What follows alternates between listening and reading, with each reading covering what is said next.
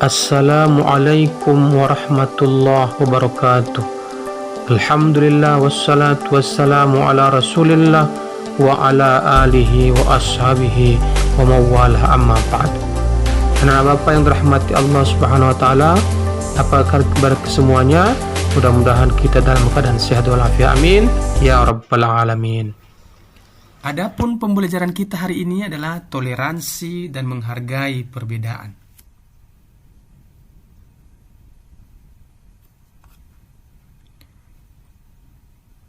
Peta konsepnya adalah toleransi dan menghargai perbedaan. Membaca Quran surat Al-Hujurat ayat 13 beserta isi kandungan ayatnya, membaca hadis beserta isi dan kandungan hadisnya, menjelaskan pengertian toleransi dan menghargai perbedaan, menjelaskan hikmah toleransi dan menghargai perbedaan, menjelaskan implementasi toleransi dan menghargai perbedaan. Lalu apakah yang maksud dengan toleransi? Toleransi adalah sikap sabar, bertolak ansur dan menerima atau menghormati pendapat, pikiran, dan kepercayaan orang lain. Adapun dalil tentang toleransi itu di dalam Quran surat Al-Hujurat ayat 13. Allah berfirman, Bismillahirrahmanirrahim. Ya ayyuhan nasu inna khalaqnakum min dzakarin wa untha wa ja'alnakum syu'uban wa qabaila lita'arafu inna akramakum indallahi atqakum innallaha alimun khabir. Wahai manusia, sungguh kami telah menciptakan kamu dari seorang laki-laki dan seorang perempuan. Kemudian kami jadikan kamu berbangsa-bangsa dan bersuku-suku agar kamu saling mengenal. Sungguh orang yang paling mulia di antara kamu di sisi Allah ialah orang yang paling bertakwa. Sungguh Allah Maha mengetahui lagi Maha teliti. Yang kemudian hadis tentang toleransi yang diriwayatkan oleh Abu Ya'la an Anas ibnu Malik qala Rasulullah sallallahu alaihi wasallam walladhi nafsi biyadihi la yada'ullahu rahmatah illa ala rahim. Qalu ya Rasulullah kulluna yarham. Qala laisa birahmati ahadikum sahibah yurhamun nas kaffah. Rawahul Abu Ya'la.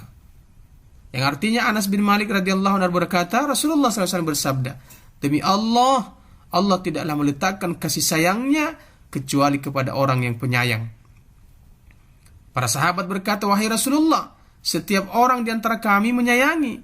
Nabi SAW bersabda, sikap saling penyayang bukanlah di antara kalian menyayangi sahabatnya saja, tetapi ia menyayangi seluruh manusia.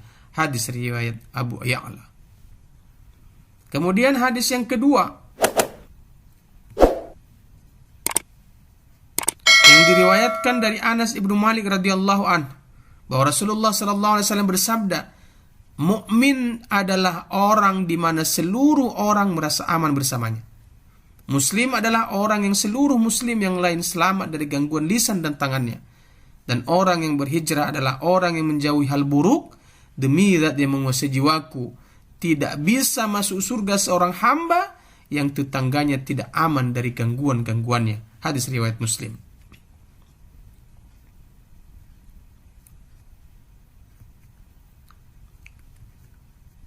Lalu apa isi kandungan daripada surat Al-Hujurat ayat 13 ini? Maka di sini Allah menciptakan manusia berbeda warna kulit, berbeda suku bangsa, dan perbedaan lainnya bukan untuk saling merendahkan, namun untuk saling mengenal dan menolong. Perbedaan adalah sunnatullah, sekaligus ujian untuk menguji kadar ketakwaan kita kepada Allah Subhanahu wa ta'ala.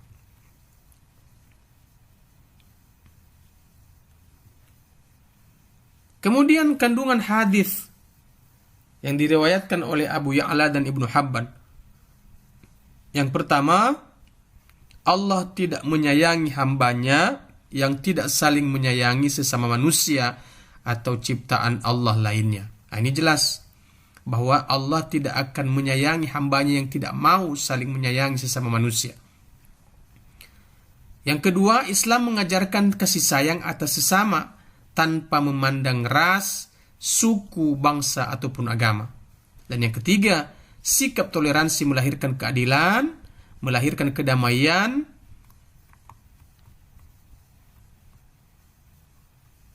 dan kerjasama yang saling menguntungkan.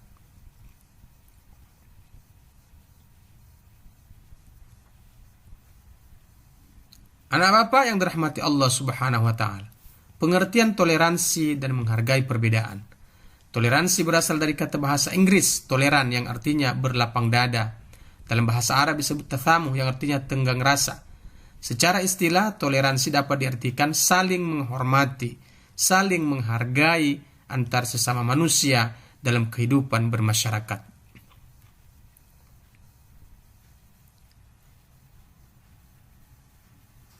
Adapun hikmah toleransi, hikmahnya adalah menumbuhkan sikap saling menghormati antar sesama, menciptakan ketenangan dan keteraman dalam kehidupan bermasyarakat, menjauhkan satu kelompok merasa sombong atau lebih hebat dari kelompok lainnya, menumbuhkan persatuan dan kesatuan bangsa, dan melahirkan keharmonisan dalam kehidupan berbangsa dan bernegara.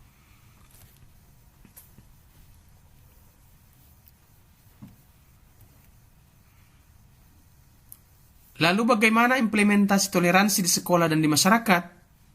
Di lingkungan sekolah, toleransi bisa diimplementasikan dalam kegiatan diskusi dengan menghargai perbedaan pendapat dan tidak merasa pendapat pribadi yang paling benar.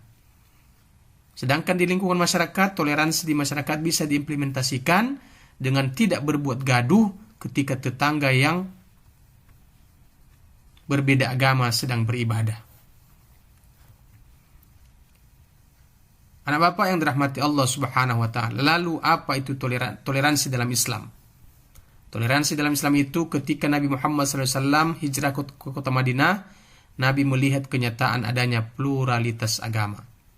Yang kedua, pasal 25 Piagam Madinah menyebutkan bahwa bagi orang-orang Yahudi agama mereka dan bagi orang-orang Islam agama mereka. Pasal 20 Piagam Madinah mengisyaratkan bahwa orang-orang musyrik atau kafir Madinah tidak dinyatakan sebagai musuh kaum muslimin. Dan yang terakhir, kebebasan beragama pada masa Nabi Muhammad SAW juga ditunjukkan dengan adanya kebebasan dalam melakukan propaganda keagamaan. Kemudian yang terakhir, batasan toleransi dalam Islam. Batasan toleransi dalam Islam itu ada 3. Yang pertama, tingkat akidah. Maka untukmulah agamamu dan untukkulah agamaku. Yang kedua, orang yang memusuhi Islam, yaitu orang yang menyerangnya dan orang yang membantu menyerang orang Islam. Yang ketiga, tingkatan ibadah. Contohnya, memberi salam. Makanya kita tidak bisa memberikan salam kepada orang yang beragama lain karena salam termasuk ibadah. Nah, Bapak yang dirahmati Allah Subhanahu wa Ta'ala, itulah penjelasan tentang toleransi dan menghargai perbedaan.